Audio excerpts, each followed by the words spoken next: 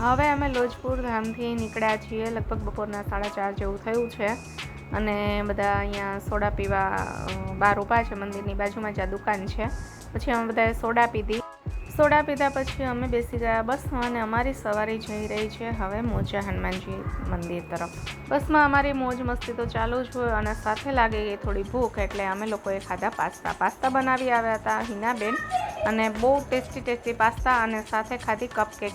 નાસ્તો કરીને પેટ ભરાઈ ગયું. પાછી અમારી મસ્તી થઈ ગઈ ચાલુ. અમારે જવાનું હતું મોજા હનુમાનજી, પણ રસ્તામાં અમારે અહીંયા આગળ રિટર્ન આવવાનું હતું, પણ પહેલાં જઈ આવ્યા મોજા હનુમાનજી અને પછી અમે આવવાના હતા અહીંયા દરિયા કિનારે બીચ ઉપર. આ છે મિત્રો માધુપુરનો દરિયો. જુઓ સામે તમને શિવલિંગ દેખાતું હશે. દર્શન કરી લે ભગવાનના. થોડી વારમાં ટોલ બૂથ આવી ગયું અને પછી ત્યાંથી પણ અમારી બસ આગળ પસાર થઈ.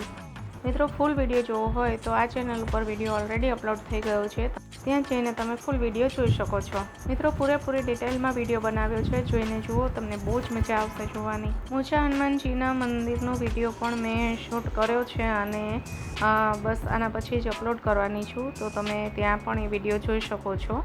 તમે જોઈ શકો છો અત્યારે આપણે બીચ ઉપર છીએ અને કેવા સરસ શણગારેલા ઊંટ અહીંયા જોવા તમને મળે છે, અને દરિયા કિનારે પેલી ગાડીઓ પણ છે જેમાં બેસીને માણસો દરિયાકાંઠાનો આનંદ લે છે. કેવો સરસ દરિયા કિનારો છે, માધુપુરનો દરિયો છે આ, અને કેવા મસ્તીના મોજા ઉછળીને આવજા દરિયાના આવતા જતા મોજા જોઈને કેવું બનતાય જોવાનું મોજું આવે છે.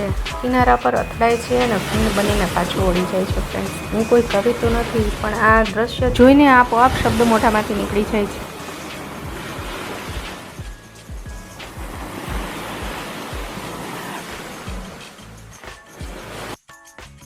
મારી સાથે આ બીજા ઘણા બધા લોકો પણ દરિયાના મોજાનો આનંદ લે છે. તમે જોઈ શકો છો મિત્રો. તમે આ માધુપુરના દરિયા આવ્યા છો કે નહીં તે મને કોમેન્ટમાં ચોક્કસ લખજો.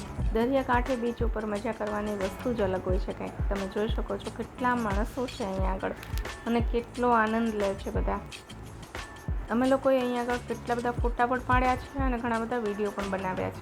ફ્રેન્ડ્સ, પેલા વિડીયોમાં આવે છે ને હાર્ટ બનાવીને અંદર નામ લખવાનું, જુઓ હું પણ એવું બનાવું છું. કેમ કે આવો ચાન્સ ક્યારેક જ મળે છે ને, અને બનાવવામાં અને દરિયાના મોજાની રાહ જોવામાં મને એટલો આનંદ આવતો હતો. તો બસ